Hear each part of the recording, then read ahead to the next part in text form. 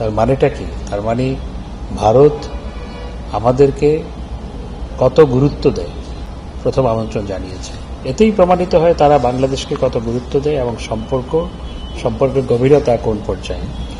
BNP যেগুলো বলছে, বিএনপির তো সরকার বিরোধিতায় কারণে অকারণে সরকারের বিরোধিতাই করতে হবে। আর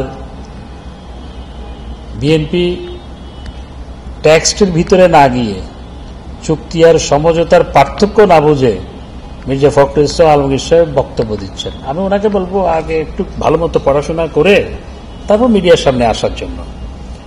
যে চুক্তিগুলো, কোনো চুক্তি হয়নি, যে সমঝোতা স্মারকগুলো হয়েছে সেগুলো সবগুলোই বাংলাদেশের স্বার্থে হয়েছে।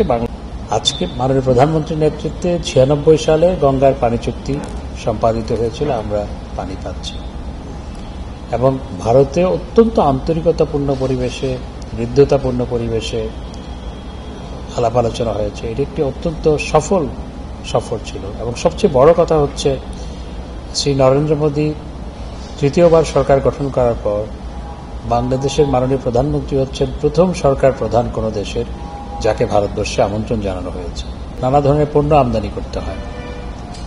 সাম্প্রতিক সময়ে কোরবানির আগে ভারত যেভাবে পেঁয়াজ আমদানির উপর তাদের নিষেধাজ্ঞা প্রত্যাহার করে আমরা যাতে আমদানি করতে পারি এবং আমদানি করা হয়েছিল, এইভাবে তারা আমাদেরকে নানাভাবে সহায়তা করছে।